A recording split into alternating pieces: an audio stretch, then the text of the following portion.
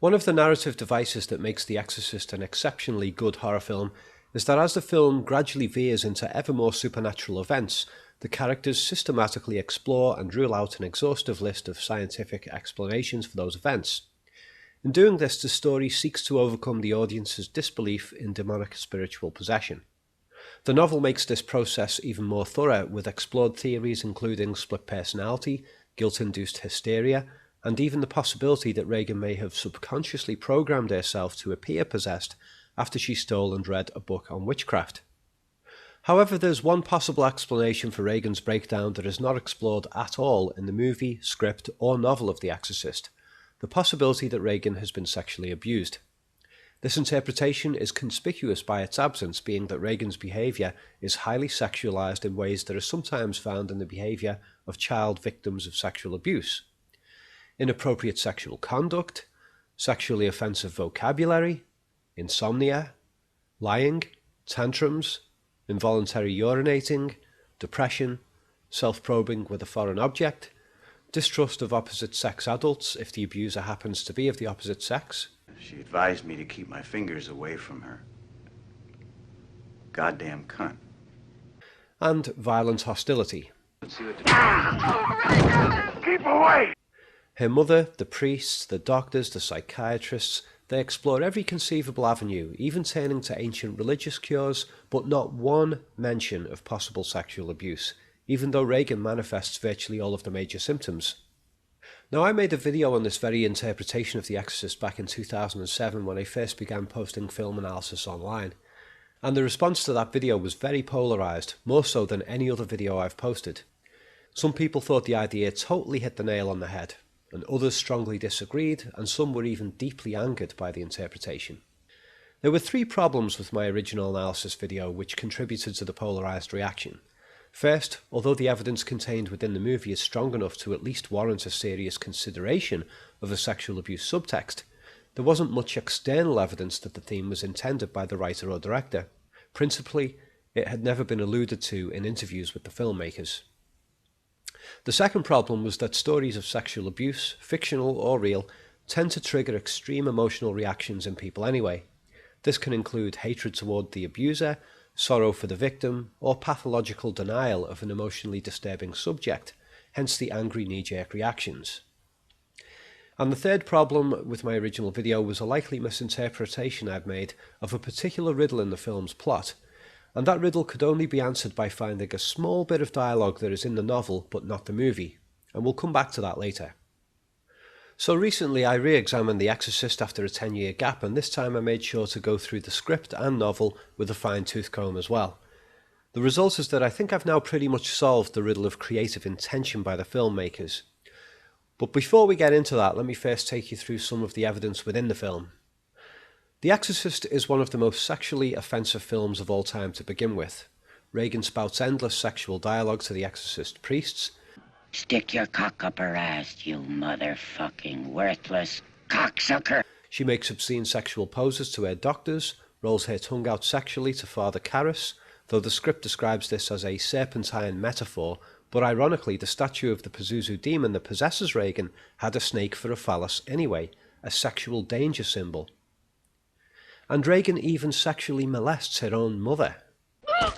Lick me! Lick me! A very strong piece of support for a abuse subtext is when Regan is hypnotised in her mother's armchair. The doctor asks for the person inside Regan to come forward and answer, and Regan responds by painfully grabbing his groin, by sexually abusing him.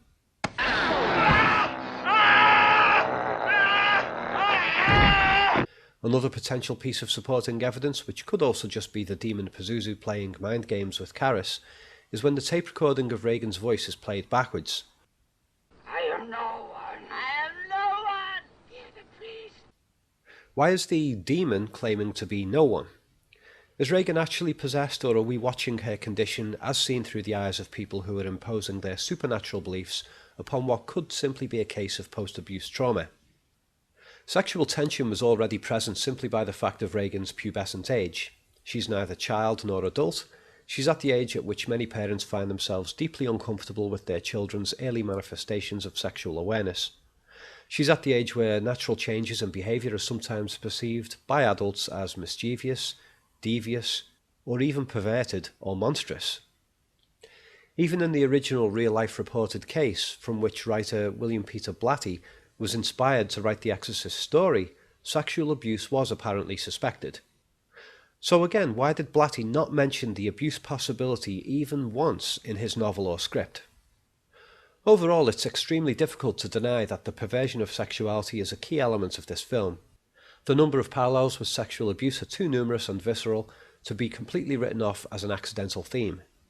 Ritual desecration and supernatural powers may be historically recurring themes of possession in various cultures, but sexual perversion is not a consistent factor in those cases. Its presence and exaggeration has been specifically introduced in The Exorcist. As a noteworthy comparison, the 2005 film Exorcism of Emily Rose, which was also based on an apparent true-life case, features demonic possession scenes very similar to The Exorcist. Very well directed, in fact, but with hardly any of the sexual perversion stuff. However, in 1962, director Jack Clayton's film The Innocents used spiritual possession as a definitive metaphor of sexual abuse. So the possession as a metaphor of sexual abuse theme had already been done well before The Exorcist was made. But in Clayton's film it lacked the in-your-face vulgarity, which wouldn't have been allowed at the time anyway. Exorcist writer William Peter Blatty wrote sexual obscenities into Reagan's behaviour that are more typically associated with recorded historical claims about black mass rituals rather than possession. The novel explains some of the historical text to that effect, and the film directly associates Reagan's sexual behaviour to that of a black mass by having her desecrate a local church, dressing up a Virgin Mary statue to appear like a harlot. That's how the novel describes it, like a harlot. The novel takes Reagan's behaviour even further, with details such as her defecating on the altar. Ironically, such forms of vulgar vandalism aren't uncommon among teenage delinquents generally. How many times have we seen random sexually explicit graffiti in alleyways and public toilets?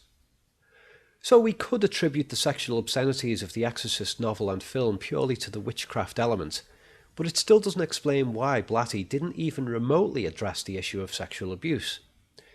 Here's where things start to get weird in a way that reflects on not just the filmmakers but also upon the audience and film reviewers.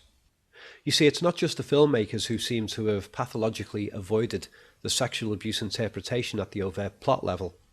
I've not found the abuse question raised in any of the published mainstream reviews of the film, but I've also not found any instances of the writer or director being asked about it in interviews. And yet, so many times I've chatted to people casually about the film and found that most people who are familiar with The Exorcist very quickly are willing to accept the likelihood of a sexual abuse subtext. I don't even have to show them any clips of the movie, their memory does the trick. And often their response includes some variation of the statement, "How did I not notice that before?" I believe there are several factors contributing to this mass blindness on what ought to be an obvious question. Was Reagan sexually abused? And is the supernatural horror a surrealist take on sexual abuse symptoms? One factor is that the film is so intense in its depiction of evil and so obvious in its depiction of supernatural events that by the time the crucifix masturbation scene is shown, we're already sold on the idea of demonic possession, and so we stop seeking alternative explanations. The really overt supernatural events mostly begin during this scene. Furniture moving about on its own, supernatural winds, and demonic voices that would be impossible for Reagan to speak. Jesus, fuck you! You know what she did? But our temptation to laugh off these supernatural horror cliches is overridden by our repulsion at the sadistic crucifix masturbation. In hypnosis, that kind of communication technique is sometimes called overload. You give the conscious mind something to engage with, in this case the sexual sadism, and you simultaneously communicate the things you want to force into subconscious acceptance, in this case acceptance of telekinesis. Another factor that prevents people from consciously considering the notion of Reagan having been sexually abused is that most of us simply aren't aware generally of the real-life telltale signs of such abuse. I had a slight advantage because I've worked with abused children and their abusers, so I have a little bit of familiarity with the subject. And the last reason I think people don't automatically entertain the notion that Reagan's behaviour might be somehow symbolic of sexual abuse is because they find the notion distressing. This would explain those people's anger and hostility when presented with that interpretation, because really, unless a raw nerve is touched, why would anybody get angry at a film interpretation? Let's turn our attention now to the possible intentions of the filmmakers themselves. The introductory text of the published screenplay reveals that William Peter Blatty was a Jesuit trainee at the time he became interested in documented cases of so-called spiritual possession. He was initially intending to write a non-fiction study, but instead created a fictionalized account in the form of the Exorcist novel. He was approaching the whole subject from a believer's point of view, a religious angle, and therefore was more likely to dismiss the possibility that sexual or psychological abuse may have gone undocumented in some of the historically recorded cases. However, William Friedkin, the director of the movie, was agnostic, which means he wasn't completely sold on the notion of spiritual possession in the first place. So inevitably his differing belief system is imprinted on the film. For one thing, he persuaded Blatty to discard a lot of the religiously preachy stuff from the screenplay. Friedkin and his film crew also added many interesting details into the movie that were not present in the novel or script. And I don't know if Blatty was consulted on these details before they were included. There's the clay object placed near where Burke Dennings was killed, for example. The creepy face that appears in flash frames throughout the movie. And assorted details in the Iraq scenes. Friedkin is well known for being a deceptive and combative film director generally. He would get into arguments with people on set. Production reports claim that he smacked this actor hard in the face to get him to genuinely tremble during this take. He fired off a shotgun on set to get this reaction from the actor playing Damien Karras. He was willing to play mind games to get what he wanted, and so I wouldn't put it past him to make little alterations in the Exorcist film that would tone down the spiritual conviction present in the novel and even highlight a sexual abuse subtext if that's what he saw in the story. I have no proof at all that he did such a thing, nor am I convinced of it, but it's a possibility. However, there is another movie in his filmography that very few people have seen, but which bears great relevance to The Exorcist. That movie is called Rampage. It's a reasonably good movie, but it never got a proper distribution due to the distributor going bankrupt. And you know what the plot's about? It's about a serial killer who believes he is a vampire and drinks the blood of his victims because he thinks he'll die if he doesn't. In a crucial scene, the killer escapes prison, kills a priest in a church, and drinks his blood on the altar. So there's a parallel right there with the demonic possession of Regan in The Exorcist and her church desecration.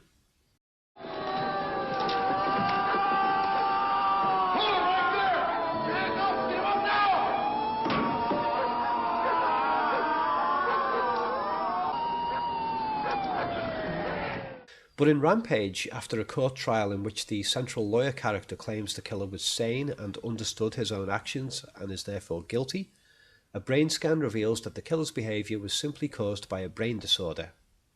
Isn't that a stark contrast with the brain scan scenes in The Exorcist, where the doctors can't find anything wrong? And you know who wrote the script for Rampage? Friedkin himself. So it seems very plausible that Friedkin was making an antidote movie that deliberately gave the opposite message of The Exorcist, a message of science overriding superstition. This doesn't prove that Friedkin put a sexual abuse theme into The Exorcist, but I think it finally illustrates that Friedkin wasn't committed to the same religious ideas that Blatty based his Exorcist novel on. So we have a complex scenario here. There seems to be an ongoing sexual abuse theme in The Exorcist, which mimics the story of a young girl possessed. That theme might be intentional, or it could be a byproduct accidentally ported over from historically recorded possession cases that may have had sexual abuse as part of their root cause. That would be quite an irony, actually.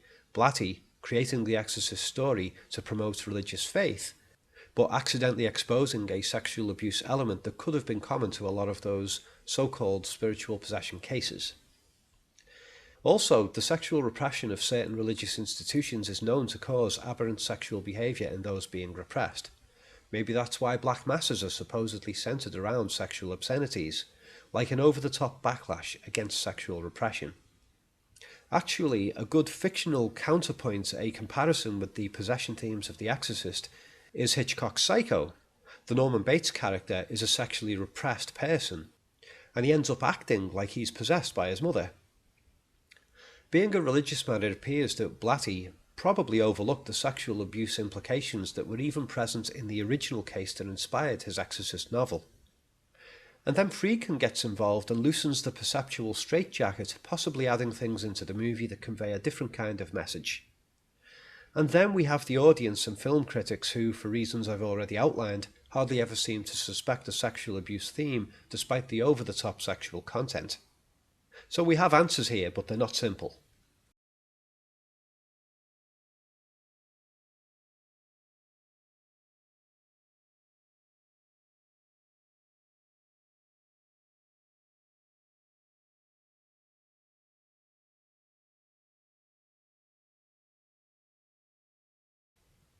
Now, when my original version of this analysis was available on YouTube back in 2007, I received lots of emails from people who already suspected that the Burke Dennings character had sexually abused Reagan, an interpretation that I'd also outlined in my video. Very interestingly, those emails virtually always came from female viewers of the movie. So I'm now going to outline the Burke Dennings abuse of Reagan interpretation, but with some additional information from the novel that I believe disproves that interpretation. And the reason I'm including a theory that I now largely consider debunked is because, true or not, it's still a damned interesting take on the movie that eerily fits. Okay, so here goes. A curious aspect of the story is the death of film director Burke Dennings. We don't see Burke's death, but we know that his head was twisted around and he was then thrown from Reagan's window. This is told to us in exposition, and as the story unfolds we discover that the possessed daughter Reagan was more than likely the murderer. A friend of mine, after viewing the film, asked the insightful question, when Burke Dennings was killed, what was he doing in Reagan's bedroom? And this question fired my interest and brought some interesting factors to my attention. The behaviour of Dennings is very suspect. He's close friends with Reagan's mother, and as we learn in Reagan's bedtime discussion with her mother, is a lonely man. Huh? You're gonna marry him, aren't you? Oh, my God. Burke just comes around here a lot because, well, he's lonely. Don't got nothing to do. No, I heard differently. It's made obvious that Dennings is attracted to Chris MacNeil, but the desire is not mutual. Because Burke and I are just friends. Okay? Really? She may even have openly rejected his sexual advances. So at Chris MacNeil's house party we witness Dennings as the drunken disorderly of the occasion. His hostile attitude and bullying of his servants demonstrates that he generally has an emotional axe to grind. And this isn't just about the servant, the novel gives many more examples of him being hostile to other people. When leaving the party, he gives Chris an uncomfortable embrace, then gestures as if about to say something of importance. He decides against it, says fuck it, and walks away. Yes, honey. What? There are definitely unspoken issues between Dennings and Chris. It's almost immediately after Dennings leaves the house that Reagan appears in the lounge in a trance-like state, utters the line, You're gonna die up there. and urinates on the carpet. The novel and script state that Reagan was talking to the astronaut, and we do hear him talking about space missions to the priest. But being that Dennings is the character who later dies up there in Reagan's bedroom, the threat could have been spoken with regards to Dennings. I mean, the astronaut thing doesn't make a lot of sense anyway. We don't hear anything about this fella at any other point in the story. We don't even hear about him dying. Burke Dennings has only just exited the house, and in his absence, Reagan issues the threat with a glazed look. Perhaps as if the statement was intended for Dennings? This is far from conclusive though, because Karis and Merrin also die up there in the bedroom.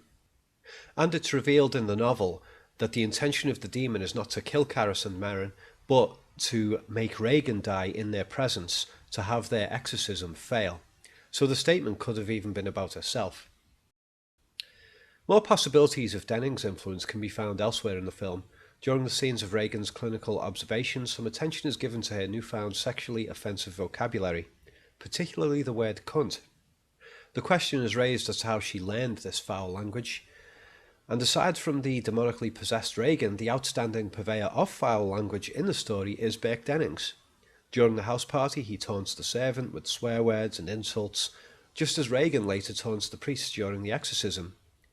He calls the servant a cunting hun, and he uses the word cunt many more times in the novel. Regan, sat on the bed with her head twisted around, mimics Burke Dennings' voice. You know what she did? Your canting daughter? She advised me to keep my fingers away from her. Goddamn cunt. So it's possible that Regan picked up her foul-mouthed habits from Dennings, and this possibility is explicitly stated in the novel. If this was the case, then Dennings and Regan would have had to spend some time together and possibly alone for her to pick up his swearing habits. This brings us back to our original question. When Burke Dennings was killed, what was he doing in Regan's bedroom? At the time of his death, Burke had been left alone in the house to look after Regan. After this mysterious event and the subsequent visit to the house by Detective Kinderman, Chris hears chaos upstairs.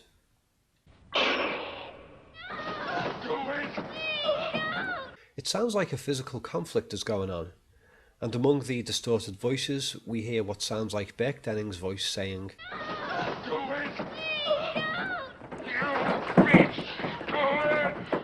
Listen again carefully. The words, you bitch, though slightly masked over by a fumbling noise from upstairs, are spoken by Dennings' voice.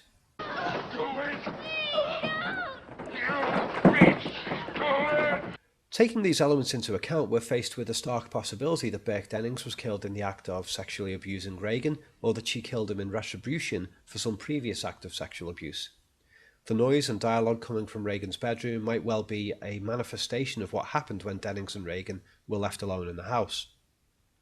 Regan's mother possibly even knew this was a risk to begin with. She strongly disapproved when told by her housekeeper that Dennings had been left alone to look after Regan.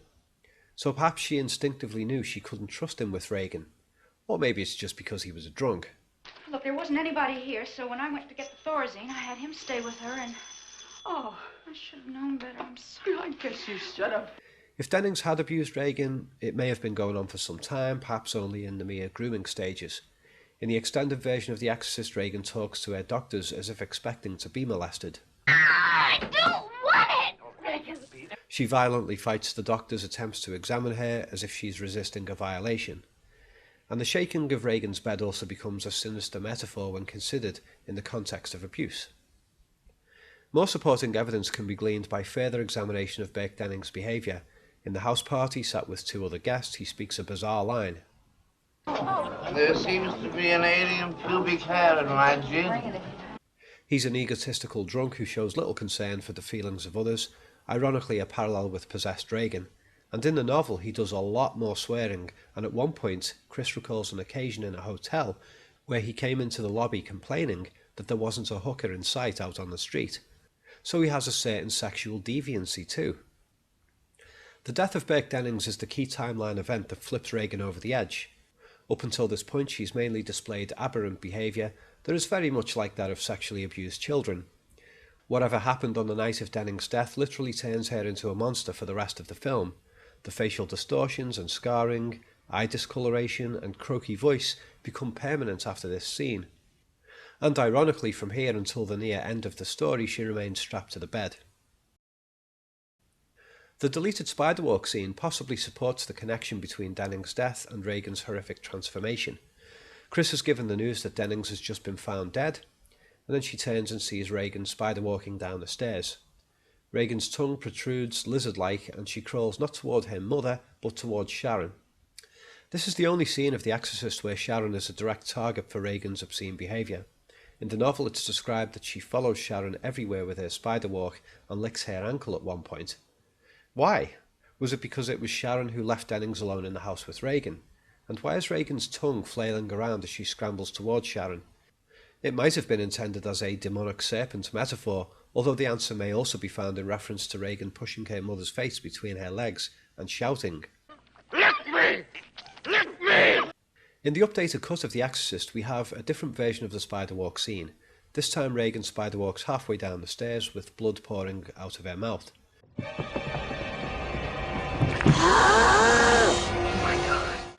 During interviews, scriptwriter Blatty and director Friedkin expressed that quickly cutting away from the spider-walk scene would make it work better in terms of Chris MacNeil's reaction. But this doesn't explain why we now see blood pouring from Regan's mouth. It has been claimed that the bleeding mouth was to disguise the face of the woman doubling for Reagan in the shot, but that seems an extreme measure to take. With the right lighting, Reagan's face could have been silhouetted to achieve the same intention. Perhaps even a tinge of CGI could have made the stand-in look more like Reagan. After all, they used CGI to add a demonic look to Reagan during the hypnosis scene in the new cut of the film. So why couldn't they do it here in a scene that would be easier because Reagan's face is upside down? However, if interpreted from the viewpoint that Reagan had endured a sexual attack by Burke Dennings, then this bizarre spiderwalk pose and blood-stained orifice could be a visual metaphor, as if Reagan has come running down the stairs, bleeding sexually, to show her mother what she has just endured. And another possibility along similar lines, and this one I consider a bit more likely, is that it may be a subliminal setup for the bloody crucifix masturbation scene that will come later. Some of these sexual abuse interpretations I have offered may seem like clutching at straws, but like I said, I'm just noting this stuff as being interesting because it does make eerie sense. However, I believe the Burke Dennings as abuser interpretation is cast into serious doubt by a piece of dialogue from Reagan on page 296 of the novel. This occurs during the exorcism ending.